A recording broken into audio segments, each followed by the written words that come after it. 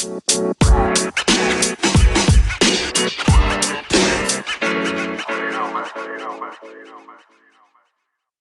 memers, welcome back to a podcast about self-help using memes. I'm your host, Blake Moore. Today's episode is How Should I Talk to People? Let's figure out what a practical shared vocabulary should sound like. And so this is what that means in other words. We can say or write or type whatever we want, but we're at the mercy of how other people hear us or read what we wrote or think about us. If they don't mean the same words as you do, a perfect message from your end isn't going to get you anywhere. Like if you're saying it in all the right ways, but they're hearing it in the wrong way, it's not going to help you. This is something like how if you're a super fan of something and I can explain something in terms of that show, you just get all the details, right? It's important to have a vocabulary. So we need a shared vocabulary, or we can't talk about concepts with each other. We just kind of talk at each other or past each other. And so today's episode will be why developing a shared vocabulary is worth doing, as well as practical examples for doing it. I will say this is absolutely more than one episode worth of content. So sorry, not sorry. We're going to talk about shared vocabulary for a while. Let's get into it.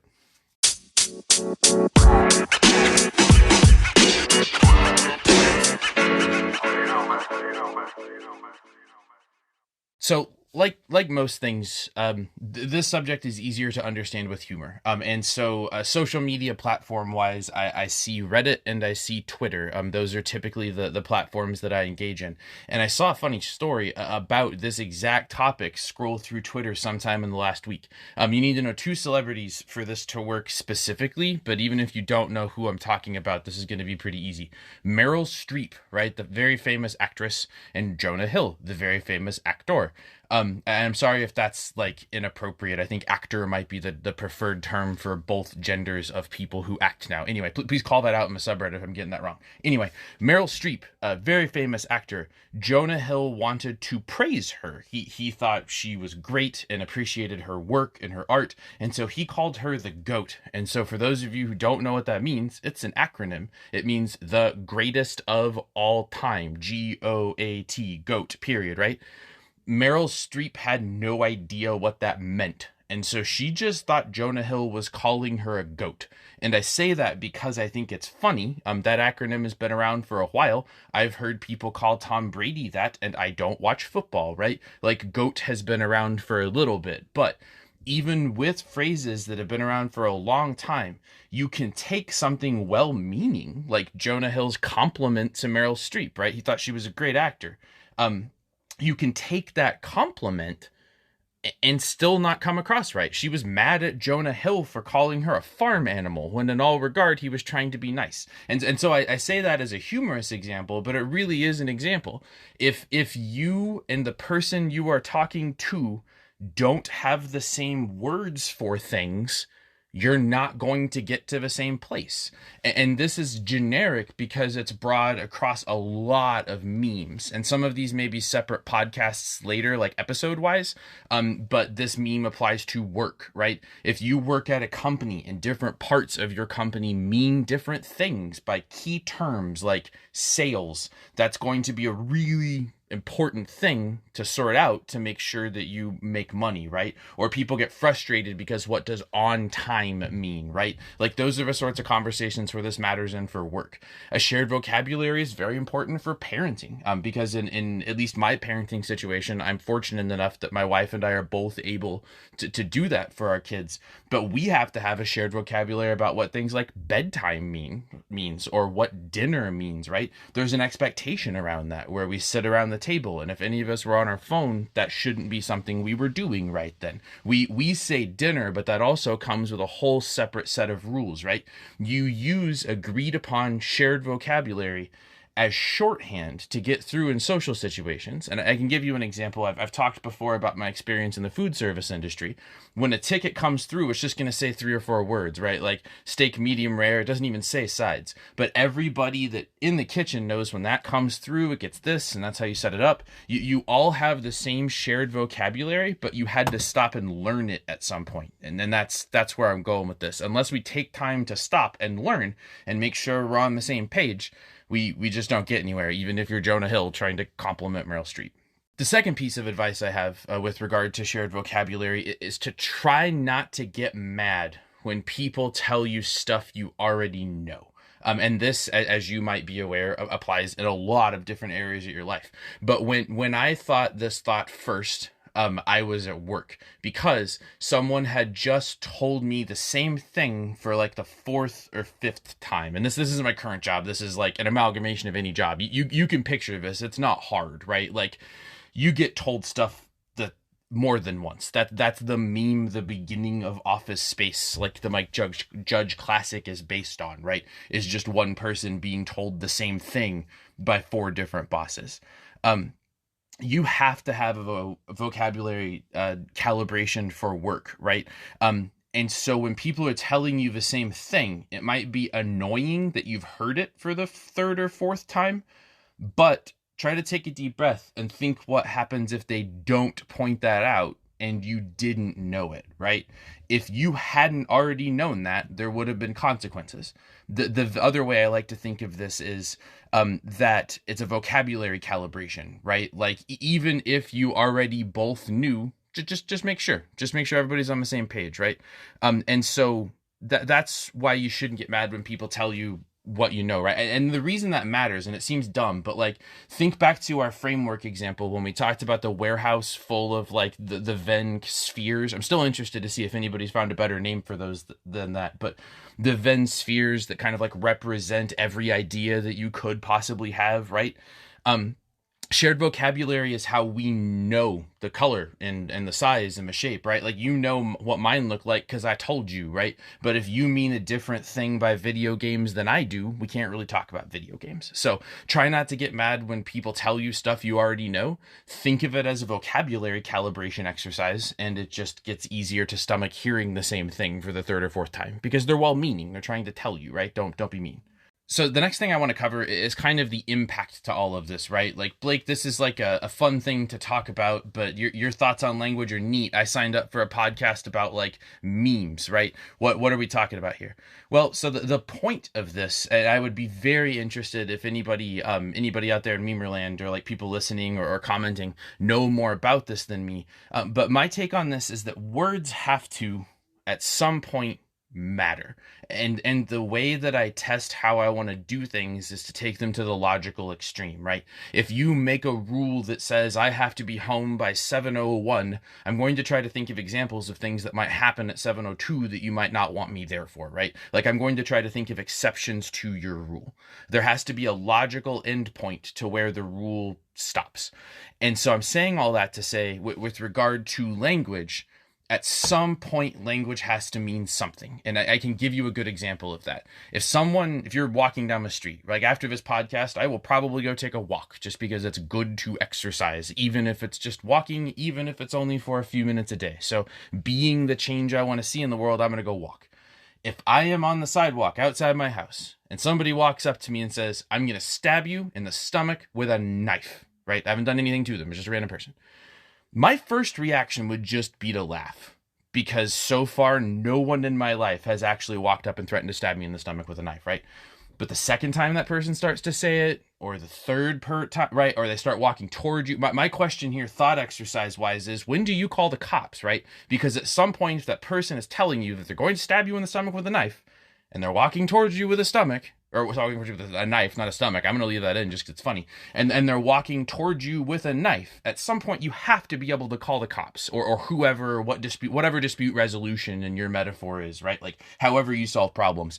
For a person threatening to stab me with a knife, the way we fix that right now is the cops, which is a whole separate conversation. But the point is, at some point, you have to be able to transition from what someone is saying they will do to take that seriously and then take action around it, right? If somebody's telling you they're going to stab you in the stomach with a knife, you need to be able to call the cops because, like, hey, that guy said he's going to stab me in the stomach with a knife, right? At some point, the cops have to take you seriously, because then if you get stabbed in the stomach with a knife, that's their fault because they didn't listen to you, right? And so the logical endpoint to this is, and then again, this is why it matters, in this framework, you can't just say factually untrue things forever and pretend like it's okay. If there is an understanding that something happened and we should give it a word, right? There is a vocabulary for the thing that just happened, and only half the people are engaging in it, it won't matter. And so it's important to give words meaning, and you do that by taking people for what they say. At some point, I mean, it's not as simple as believing, right? My argument here isn't belief. It's that at some point you have to give people credit to translating their words into actions. And so if you just let people say fake words, or you don't hold them accountable to the meaning of those words, then there's no point to it. That is actually really heavy, and I'm kind of sorry, but when we talk about epistemological stuff, the consequences are like how we know things or exist in the world, and so it tends to get kind of somber, right? And so that's really not where I want to end the podcast. I actually want to start kind of a new thing that was at least a little bit inspired by, well, not a little bit. I saw a question on a Facebook group about creativity and self-help, and their question was, what's your favorite personal development book? And that honestly just seemed like a great question to answer out loud here, because a lot of my favorite development books are what I'm basing the conversations that I'm having to you all on, right? It's not so much to say you should go flip to page 100 to see the concept that I'm saying, right? It's not exactly that, and you'll kind of get where I'm going with it. But what I'd like to do is provide I guess kind of like a reading list, right? It's not really like a bibliography, but I'd like for you to be able to play the home game, as it were, right? And so I'll give you a homework assignment at the end of this, but I promise it's going to be easy. So I just want to talk about three books. The first is a book from Daniel Kahneman, and I'm very sorry if I'm saying anybody's last name wrong. These are words that I've only read out loud in my head most of the time, right? I haven't said them out loud to other people, just about my internal monologue. And for anybody that's read a book and just butchered a character's name until you heard someone else say it out loud, I'm sorry, Daniel Kahneman, you got the same treatment Hermione did, right? Like I didn't know how to say that name until other people did it out loud. But it is very important to get people's names right. So if somebody ever takes the effort to correct you in the pronunciation of their name, try real hard, because how it's their name. That's all you get, right? Call them by their name. Anyway, so 3 books. Let's do it. The first, Thinking Fast and Slow. Again, that's a book by Daniel Kahneman. And so this book, and so my planned format is to just kind of tell you the one thing that I think is cool about that book, or like the general premise, right? Like I'm not trying to give you a book report. Thinking Fast and Slow is basically how your brain kind of works as concepts. And by that, I mean, there are some ways that we process information that's just not in our best interests. It seems counterintuitive. It's not really understandable outside of some like specific tests. And so Nobel Prize winning authors like Daniel Kahneman and the researchers that have worked with him have put those studies into action. And so this book, my favorite part of it, and the reason I'd suggest you to read it, that thinking fast and slow part, my favorite part of this book is that it talks about how your brain's divided up into 2 parts. It calls them System 1 and System 2. And I'll read the book because it's great, but basically one of those is all the stuff you do when you mean to do it, right? It's all the processes that you're engaging in on purpose. And then if you were a computer, the other system is like your background tasks. It's kind of a choices that you're making and you don't mean to. And that comes with like a lot of assumptions or logical fallacies, right? Like that sort of thing. So this is a great book for understanding how brains work like as a concept, with some really cool like social science experiments to explain why that's true, like in real life, like how you would set up an experiment to test that thing. That's this book. The second book is by Jordan Ellenberg, and this is kind of the same concept, but it's not the exact same thing. This book's called How Not to Be Wrong. And so if and I'm going to link all of these. I'm actually just linking to the Wikipedia pages. Again, I'm not trying to like sell you a book. I don't have like a page for you to go to. I'm not saying I'll never sell you a book, but right now I'm not trying to sell you these books. I'll link the Wikipedia pages just so you can see what I'm talking about. But Thinking Fast and Slow is like the systems in your brain. How Not to Be Wrong is the math behind it. And so if you're looking for a mathy book about how brains work, that's How Not to Be Wrong. My favorite part of this book is actually the very first part. It's like the intro to the book. And it's a thought exercise in one of the world wars. I'm very sorry I don't remember it. I'm very bad at history most of the time. One of the world wars, these engineers or scientists, again, I don't remember exactly how the story goes, but the people that were tasked with that sort of thing, be they engineers or scientists, were basically given all the planes that came back from the enemy lines when they were like shooting up in the sky, trying to shoot them down, right? All the planes came back. And so they put these people in charge of armoring the planes. They said, here's where people are shooting our planes, figure out where we should build the armor. And so they went back and they thought about it. But the real thought-provoking part of this was, if you look at it, you can see exactly where all the bullet holes are in the bottom of the planes, right? Like they have these planes and they come back and they're full of bullet holes. And so they're like, if they're shooting you there, you got to put the armor there, right? Like that's where the bullets are going. The problem is that didn't take into account for the fact that they were only studying the planes that made it back, right? The bullet holes in the planes that made it back means those planes didn't get shot in a way that makes them crash. And so where you really need to armor the planes is where you don't see bullet holes, because every one of those bullet holes is a reason it wouldn't make it home, right? And so that's the sort of stuff you'll find in How Not to Be Wrong, but there are a ton of like math examples and formulas, and so it's definitely a more math heavy approach to the content. The third book I want to suggest is a book called Nudge, and it's by Cass and Sunstein. And again, I'm linking to these, so you don't need the specific names if you want to look it up. This book I think of as putting the previous two books together if you were interested in public policy. So if you have like an interest in how brains work, you know the math behind it, and so now you're interested in like making laws or actually changing people's choices to act on that information, right? Like this is the functional part of that knowledge. And that's Nudge. It's a book that's basically written to nudge people into action. Cass and Sunstein look at that and say, if people act this way and we know it, how can we get them to act in their best interests more consistently, right? And one of my favorite examples out of that book, and I thought about this a lot at work, was when you build a system of sufficient complexity, right? Just something that's like really hard to work in or with. It could be like a program at work. It really doesn't matter. However complex a thing is, that's how much help people are going to need to understand it and use it. And if you don't provide that, they just won't. And the book goes into the example of 401ks. It talks about how setting defaults really matter, like getting people to enroll really matters, and complex things like signing up for health insurance. It talks about like how you have to have a guide or people like just don't understand it. So Nudge is the practical application of those first two books. And so these are all just great books. So here's your homework assignment. And I promised I would give you one. I am absolutely... I've seen Fight Club enough that in my head at this point, I'm thinking of like the assignments they do for Project Mayhem. Please absolutely do not go do that. Here's your homework. Try to read one of those books. Like I did them in this order, but that was an accident. You don't even have to buy them. I didn't say go buy the book. I just said try to read it. I'll link so you know what they mean. And I don't know where you live, but libraries are like a great local resource. If you have a local library with these books, and I'd encourage you to just Google it and find out, this advice costs you nothing. Go try to read one of these books. If you like it, come to the subreddit or my Twitch account, or not Twitch account. Well, that's a good idea though. I have that idea. I'll talk to some of you about it, but there has to be something to talk about on a Twitch stream that people would tune into. So if you have ideas for that, sure, Twitch. But for right now, I was talking about Twitter. Go read one of these books. And if you like it, come tell us you like it.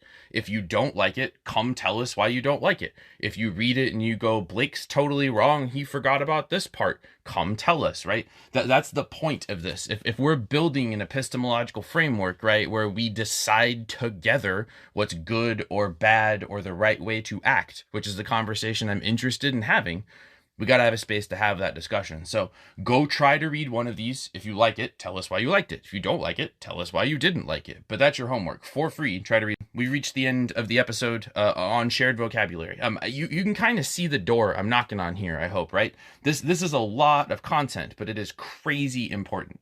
Getting on the same page lets us make sure we mean the same things when we say them. It also makes sure that we can have clear lines from when we go from saying that we will do something to actually being held responsible for those actions, right? And so if we don't assign words meaning, we can never do that. So very much appreciate everybody that took the time to tune in and listen to this one. Until next time, memers. This has been a podcast about self-help using memes. Thanks for listening.